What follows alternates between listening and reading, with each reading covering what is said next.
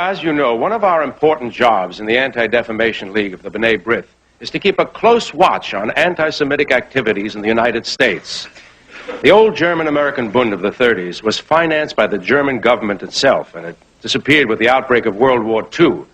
Now, the current Nazi splinter group started about 10 years after the war with George Lincoln Rockwell, who was a brilliant manipulator of publicity. He could always seduce the newspapers and television into giving him coverage, even though he never had more than 500 followers nationally. Now, Colin and his Chicago group are one of the tiny splinter parties across the country. Now, I don't believe in underestimating anti-Semitism, but our best professional opinion is that Colin and groups like his are so isolated from American realities that they do not present any kind of present danger to the safety and security of Jews. How do they work? They exploit the anger and outrage of decent people to get what they can't achieve for themselves. Attention, publicity. They create trouble to get in the newspapers and on television. Now, over the years, we have developed a tactic to deal with this. Quarantine. Our advice to Jewish communities is to refuse to give them the confrontation they want. When they show up with 15 or 20 of their shabby ersatz stormtroopers, turn your back. Don't give the television camera anything exciting to take a picture of. The worst thing you can do is to give them a platform, national exposure to spread their anti-Semitic garbage. That's about it. I'll be glad to answer any questions about developing a game plan to deal with this situation. Thank you.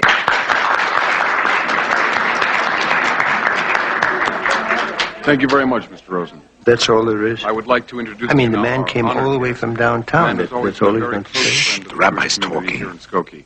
And he's always expressed the close cooperation of the non-Jewish and Jewish communities. What is he talking about? It is a source of great personal strength. Well, what are we, a football team or Ladies something? and gentlemen, We're not the Chicago Mayor of Bears. Skokie, Why His doesn't Honor he say something? Albert Smith.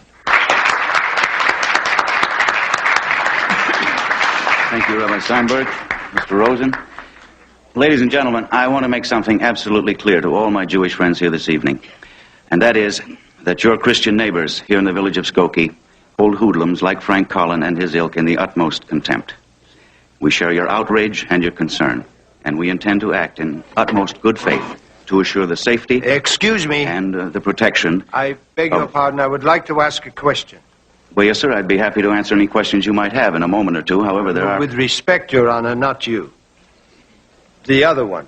The one from the Chicago Anti-Defamation. I think we should hold all questions for Mr. Rosen until... He just said that he would be happy to answer questions. I'm sorry if I'm out of order, but I do have a question. No, it's all right. It's all right. I'd be happy to defer a question to Mr. Rosen. Go ahead, sir. Ask your question. I am Max Feldman. I am the president and founder of Precision Fabricating Incorporated, which is located here in Skokie on Springfield Boulevard. I just want to tell Mr. Rosen from Chicago that what he said went straight inside me like an echo. If you have a question, Mr. Feldman... I kept saying to myself, Max, somewhere I heard that speech before. But not here. Not in Chicago, not in America. But where did I hear that speech? I heard it in Germany. They came from the big city. Very fine, professional men, all members of the national Jewish organizations. I was very young, but I remember what they said. Nazis, stormtroopers, hoodlums in the street. How many are there? A handful? They're just petty criminals. Don't pay attention. Go home, they said. Close the doors. Pull down the window shades. Don't look. Nothing will happen. Quarantine. They talked about quarantine. Strategies, game plans, tactics. I don't mean to offend you, but there was then a Mr. Rosen who said there are no danger to the safety and the security of the Jews. So my question to Mr. Rosen is no. No, Mr. Feldman, no. Mr. Feldman, please. There'll be plenty of time for comment from the floor, and we do have outside guests. You know what this is? A tattoo. a number. 24, 36. It's a concentration camp number. Do you know what that meant? Can you know what really happened? Can you know what the swastika was? Can you know what is a Nazi? Mr. Feldman, I understand. Believe me, there is no way of minimizing or arguing with the personal pain, the tragedy, and suffering of people who have come through the Holocaust. I am trying to recommend a practical, proven tactic for today's reality. No.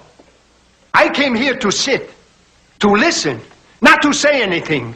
But I don't want to hear about tactics and strategies. This is not a game. I will not go home. I will not pull down the window shades. Not this time. Not in my own town, where I made it business and a home, where I raised my child. If a Nazi marches here in Skokie, you can believe me, I will be there.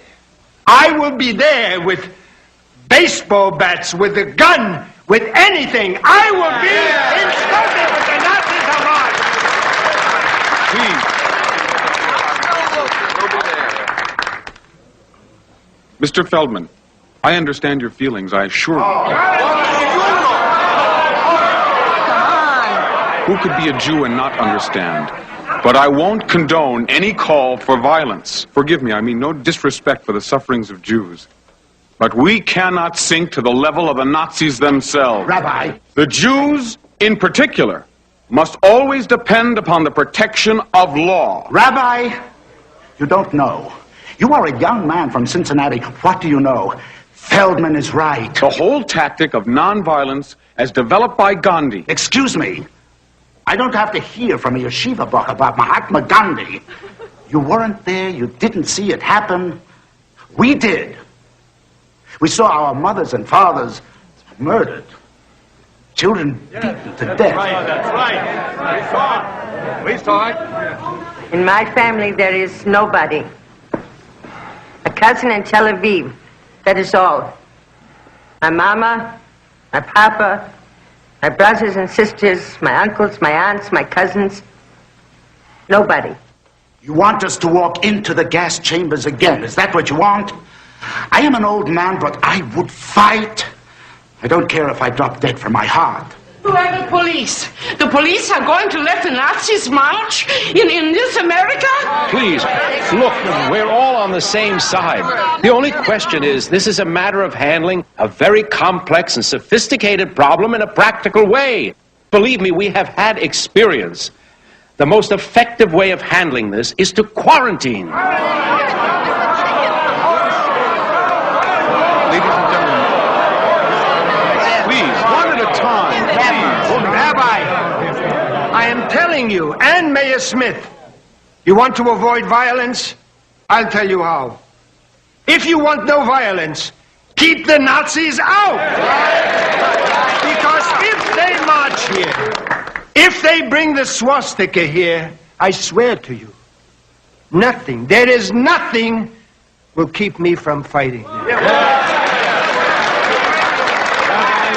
the memory of my mother, the Nazis will not march.